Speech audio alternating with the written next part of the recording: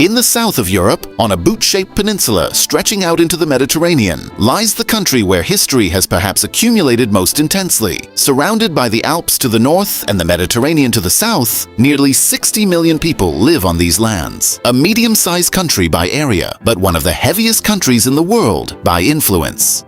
Because understanding Western civilization without understanding Italy is simply not possible. And to truly understand Italy, you need to go much deeper than what tourists get to see. Let's start with the first truth that most people don't know about Italy. Italy is actually a very young country. Until 1861, there was no single Italy on these lands. There were dozens of different kingdoms, republics, and papal states. Venice was separate, Naples was separate, Sicily was separate, Rome was separate. Each had its own language, its own currency, its own army. When Italy unified in 1861, the proportion of Italians who could speak the national language was between 2 and 3%. The rest spoke Venetian, Neapolitan, Sicilian, or any one of dozens of different dialects. So when Italy unified, there was no Italian identity to speak of. That identity had to be constructed afterward, and that construction process was never truly completed. To this day, a deep divide remains between the north and the south. Northern Italy is one of the wealthiest regions in Europe economically. Southern Italy, on the other hand, has been wrestling with poverty, unemployment, and organized crime for decades. Two entirely different worlds within the same country. And this divide shows up in Italians' everyday lives, in their politics, even in their jokes. When people think of Italy, the Mafia comes to mind. But the gap between the Mafia Hollywood has shown us and the real Mafia is enormous. Cosa Nostra, born in Sicily, the Camorra of Naples, the Ndrangheta of Calabria.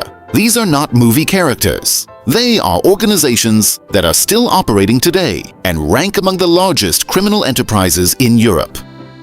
And here is the surprising part. The Ndrangheta today controls the world's largest cocaine distribution network. The majority of cocaine entering Europe passes through this organization's hands. Its annual turnover, according to some estimates, exceeds Italy's entire defense budget. So behind that pastoral landscape of olive groves and limestone houses in southern Italy, one of the world's largest drug empires is quietly operating. But perhaps the least known face of the Mafia is this. These organizations don't just deal in crime. They also provide social services. In places the state cannot reach, they give people jobs, resolve disputes, and provide security. And that is why so many people don't report them, because sometimes the Mafia arrives before the state does. This both makes these organizations powerful and shows just how deeply they have embedded themselves into the fabric of society.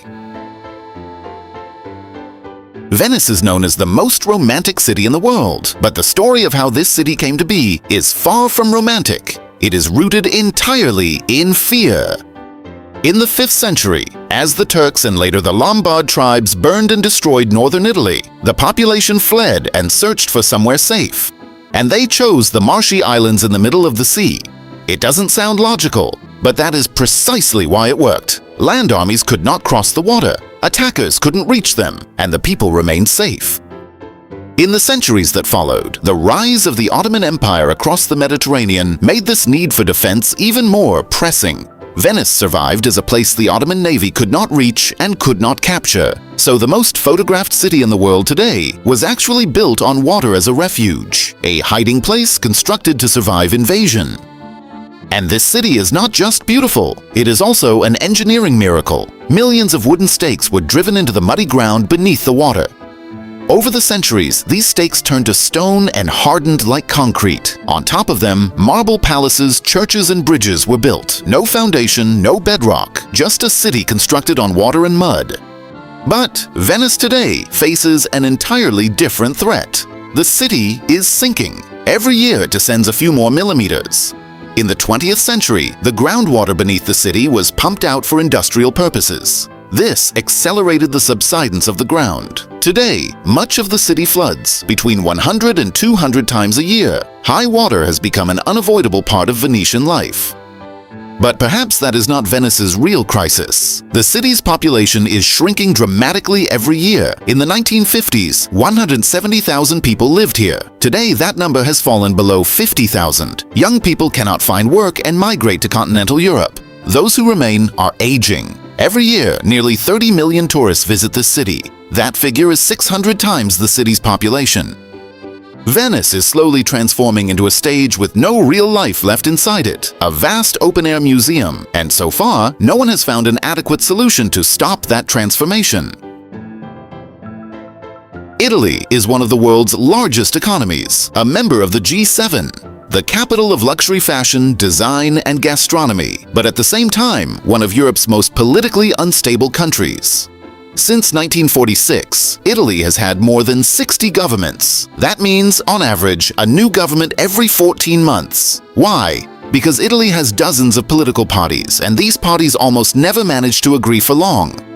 But here is the surprising part. Amid all this chaos, the Italian economy somehow keeps standing. Design companies keep growing. Tourism continues to boom. Small and medium-sized businesses keep exporting to the world. Italians seem to succeed almost in spite of their state. It is a fascinating example of how a society can organize itself when its government stops functioning. In Italy, food is not just a necessity. It is an identity, a ritual, almost a religion. And Italians are not joking about this. Put cream in a carbonara sauce and an Italian may take it as a personal insult. Adding sugar to an espresso is acceptable, but drinking a cappuccino after midday is a social scandal. But there is a surprising truth about Italian cuisine that most people don't know. Italy has more than 350 different types of pasta that vary from region to region. From north to south, from east to west, every region has its own unique ingredients, recipes, and cooking techniques. When we say Italian food, we are actually talking about dozens of distinct culinary traditions, and many of these traditions are in sharp conflict with each other.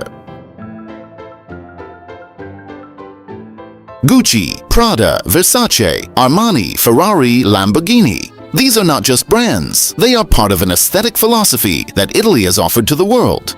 Italians see beauty not as a luxury, but as a right. An elderly man on the street is still dressed with meticulous care. The plates in a small-town cafe are chosen with deliberate thought. This aesthetic sensibility is embedded in Italy's DNA. And this sensibility is reflected in the economy. Italy is one of the world's largest exporters of luxury goods. But here is the interesting part. The majority of Italy's luxury industry is built not on giant corporations, but on small family businesses passed down from generation to generation. A leather workshop, a glass blower, a fabric weaver. These people, carrying centuries of knowledge into the present, are Italy's invisible but most powerful economic pillars. Italy is not a country. It is the sum of civilizations stacked one on top of another. Each layer did not erase the one before it, but was added on top. But this nation, nourished by such an ancient heritage, is today wrestling with very concrete crises. A sinking city, a fleeing generation, people drowning in the middle of the Mediterranean, and a political system that refuses to be fixed. Italy continues to be one of the most beautiful countries in the world, but beneath that beauty, serious cracks are forming. And those cracks are getting a little deeper every single day.